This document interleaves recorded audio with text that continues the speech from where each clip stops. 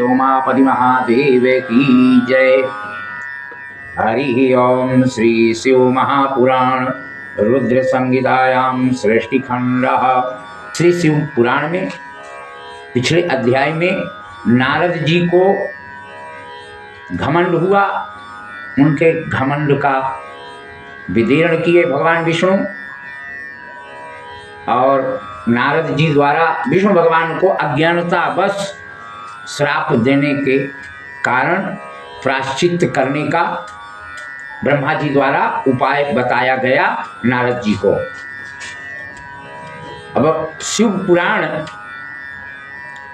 रुद्र संहिता सृष्टि खंड में नारद जी का शिव तीर्थों में भ्रमण करना, शिव गणों को शापोद्धार करना और ब्रह्मलोक में जाकर ब्रह्मा जी से शिव तत्व के विषय में प्रश्न करने की बात कही गई है। सूत जी महाराज कहते हैं कि श्री हरि के अंतर ध्यान हो जाने पर मुनि श्रेष्ठ नारद शिवलिंगों का भक्ति पूर्वक दर्शन करते हुए पृथ्वी पे विचरण करने लगते हैं।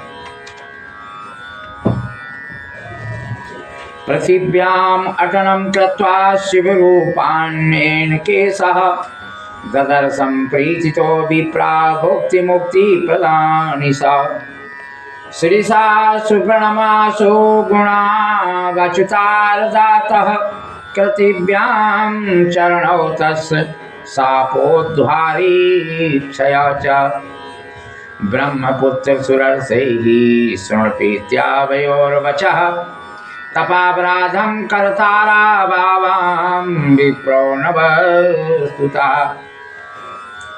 ब्रह्मा जी नारद जी को भली भांति समझाते हैं और बताते हैं। यह सूत जी मुनि महाराज सभी मुनिगणों को बताते हैं, हे देवर्षि, आप मुझ पर प्रसन्न होइए और हम दोनों को अनुग्रह कीजिए। ऐसा शिवगण दोनों पश्चाताप करके और नारद जी से प्रार्थना करते हैं। नारद जी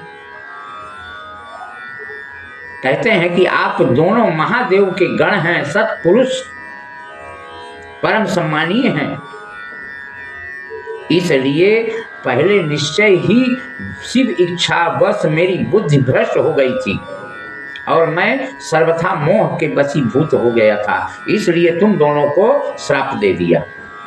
लेकिन आप शिवगण हो, इस कारण फिर से भी मेरी बात सुनिए। आपके लिए शापोद्धार की बात बता रहा हूं। आप मुनिवर विश्वश्रवा के वीर से जन्म ग्रहण करके आप संपूर्ण दिशाओं में प्रसिद्ध राक्षस राज का शरीर प्राप्त करेंगे और बलवान वैभव से युक्त तथा परम प्रतापी होंगे। आपका नाम रावण और दूसरे का नाम कुंभकर्ण होगा। समस्त ब्रह्मांड के राजा होकर शिव भक्त जितेंद्रिय होंगे आप, लेकिन शिव के ही दूसरे स्वरूप श्री विष्णु के हाथों आपकी मृत्यु होगी, तब आपका मोक्ष होगा और परम धाम शिव धाम को प्राप्त करोगे। नारद मुनि महाराज इतना बता करके और अपने विचरण में आगे चल देते हैं। उन दोनों ने शिव तत्व को प्राप्त करने के लिए भगवान शिव की आराधना करते हुए और शिव की प्राप्ति के लिए उन्होंने तपस्या में बैठ जाते हैं। सूत जी महाराज कहते हैं कि अंत में सबके ऊपर विराजमान काशीपुरी में गई, जो शिव जी का प्रिय शिव स्वरूपणी और शिव को सुख देने वाली काशीपुरी का दर्शन करके नारद जी कृतार्थ हो गए। उन्होंने भगवान काशीनाथ का दर्शन किया और परम प्रीति और परमानंद से युक्त हो उनकी पूजा करते हैं। ब्रह्मा जी को भक्ति पूर्वक नमस्कार किया वहां से ही और नाना प्रकार के स्तोत्रों द्वारा उनकी स्तुति करते हैं और वहीं से अपने परम पिता ब्रह्मा जी से शिव तत्व के विषय में पूछते हैं। उस समय नारद जी का हृदय भगवान शंकर के प्रति भक्ति भाव में परिपूर्ण था। नारद जी को ब्रह्मा जी बताते हैं, अब क्या बताते हैं कि भगवान जगत प्रभु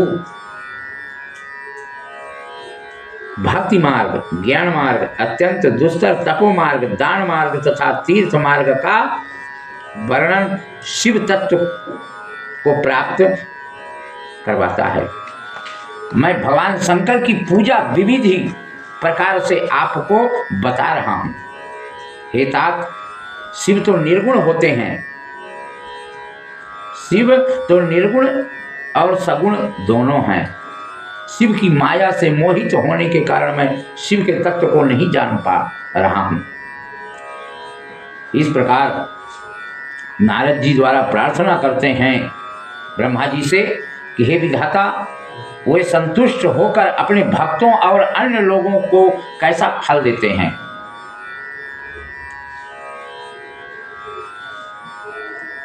भक्त के कष्ट को कैसे दूर करते हैं। ब्रह्मा, विष्णु और महेश ये तीनों देव शिव के अंश हैं। महेश उनमें पूर्ण अंश है और स्वयं भी वे परात्पर शिव हैं। हे प्रजानाथ, शिवा के आविर्भाव एवं विवाह का प्रसंग विशेष रूप से कहें, कार्तिकेय के जन्म की भी कथा भी मुझसे सुनाइए। बाहुभ्यस्ते श्रुतं पूर्वं न तृप्तोऽस्मि जगत् प्रभो, अतः त्वां शरणं प्राप्तः कृपाकुरु परमोपरि। इस प्रकार प्रार्थना करते हैं कि हे जगत प्रभु, पहले बहुत लोगों से मैंने ये बात सुनी है लेकिन तृप्त नहीं हो पाया, इसलिए आपकी शरण में आया हूँ। आप मुझ पर कृपा करिए। और नारद जी द्वारा प्रार्थना, स्तुति, वंदना करते हुए ये सब बताते हैं। बोलिए श्री शंकर भगवान की जय।